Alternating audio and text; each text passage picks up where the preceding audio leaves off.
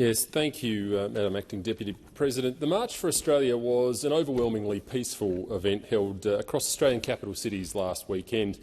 99.9% of the attendees were there for the right reasons, expressing their frustration over the terrible state of the country. The participants were everyday Aussies from all backgrounds, united with a concern for the terrible state of the country and Australia's future. Then enter the appalling National Socialist Network, or the NSN, labelled far-right by the media, but using the term socialist in their name, which always strikes me as being odd.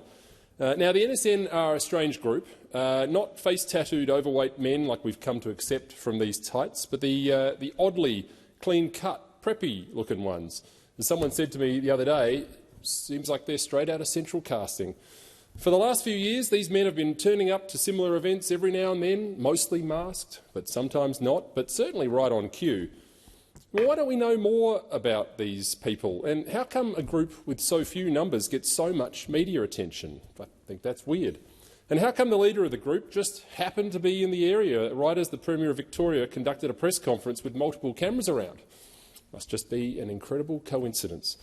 Their stunts seem almost like pantomime, one would say cartoon-like if the subject matter wasn't so appalling. It's very odd, actually, and none of it seems to make sense. But one thing's for sure, though, these people don't speak for the views and concerns of everyday Aussies.